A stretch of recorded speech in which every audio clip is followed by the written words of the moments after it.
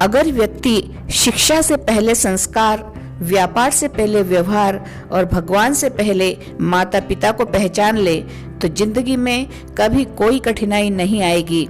दोस्तों, आज एक ऐसे ही पिता और बेटी की हृदय स्पर्शी कहानी लेकर आए हैं, जिसमें पिता ने अपने जीवन मूल्यों के लिए अपनी बेटी के लिए राजपाट, ऐशो आराम सब कुछ छोड़ दिया था। पत्नी अपने पति से कहती है, पता नहीं क्या हो गया है हमारी प्रिया को, कल रात को खाना भी नहीं खाया और रो भी रही थी। अभी सुबह जगाने गई तो फिर से रो रही थी। वजह पूछी तो बस इतना कहा, प्लीज़ माँ मुझे अकेला छोड़ दो। मुझे लगता है कि शायद उसे किसी ने प्यार में धोखा दिया है। डर लगता है कहीं खुद को कोई नुकसान न पहुँचाए। पति थोड़ी देर खामोशी के बाद कहते हैं, ठीक है मैं देखता हूँ। इतना कहकर वह अपनी बेटी के कमरे में जाते हैं और आवाज़ लगा देते हैं, प्रिया, प्रिया बेटी, कैसी हो बेटा? बेटी, प्लीज़ पापा मुझे कुछ दिनों के लिए अकेला छोड़ दीजिए। पिता ने कहा, ठीक है बेटा, मगर एक शर्त है। बेटी बोलिए। पिता, मैं तुम्हें एक बकवास कहानी सुनाना चाहता हूँ, तुम सुन लो, फिर हम तुम्हें परेशान नहीं करेंगे, ठीक है ना? बेटी ने कहा, ठीक है सुनाइए। पिता ने कहा, आज से करीब 21 वर्ष पहले की बात है। एक राजा हुआ करते थे, बेहद अमीर। उनके 2 बेटे थे। बड़ा बेटा बेहद आज्ञाकारी और ईमानदार था। उस राजा को अपने बड़े बेटे पर नाज था। उसकी शादी एक खूबसूरत लड़की से कर दी गई। फिर वह खूबसूरत लड़की यानी राजा की बड़ी बहू गर्भवती हुई। घर में खुशियां ही खुशियां छा गई, मगर राजा की जिद थी कि बेटा ही हो। फिर राजा ने अपने बहू के गर्भ का चेकअप करवाया तो पता चला कि गर्भ में लड़की है। पापा ने बेटे को हुक्म दिया कि लड़की को गिरा दिया जाए। आखिर बड़ा बेटा आज्ञाकारी था, ना तो करेगा नहीं, मगर पता नहीं उस पागल बेवकूफ़ को क्या सूझा। 2 दिन बाद अपना राजपाट, धन दौलत, शान शौकत सब कुछ छोड़कर अपनी गर्भवती पत्नी को लेकर महल से गायब हो गया।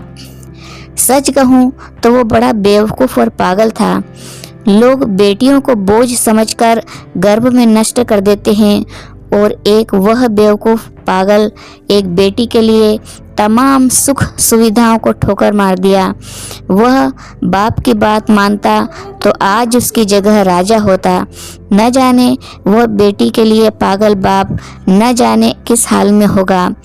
तभी प्रिया की माँ वहाँ आकर कहती है कि वह बेटी के लिए पागल शख्स और कोई नहीं, यही तेरे पिताजी हैं जो तुझे अपनी सच्ची कहानी सुना रहे हैं। तू कहती थी ना कि मम्मी नाना नानी को तो मैंने देख लिया, काश पापा अनाथ ना होते तो दादा दादी का चेहरा भी देख लेती।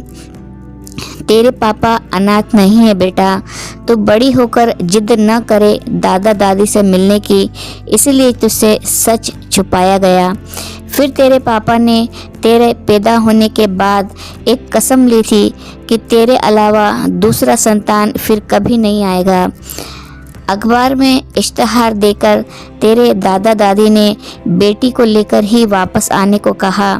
मैंने भी जोर दिया वापस जाने को, मगर तुझे गोदी में उठाकर तेरे पापा ने बस इतना कहा कि जिस घर में मेरी प्रिंसेस की हत्या का फरमान निकाला गया हो, वहाँ एक राजा कैसे सांसें ले सकता है।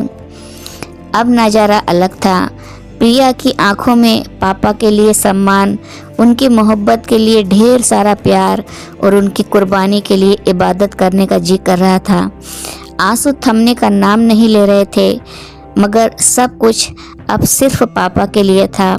पापा ने बस आखिरी शब्द इतना ही कहा अपनी बेटी को, मैं नहीं जानता बेटा कि दुनिया तेरे बारे में क्या सोचती है, मगर तू मेरे लिए अनमोल है।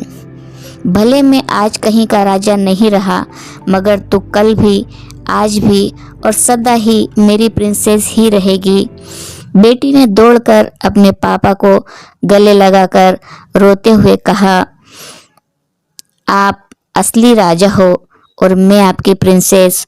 सबकी पलकें गीली थी, मगर वह एक नई सुबह की शुरुआत थी जहां प्रिंसेस फिर से अपनी सियासत में लौट आई थी।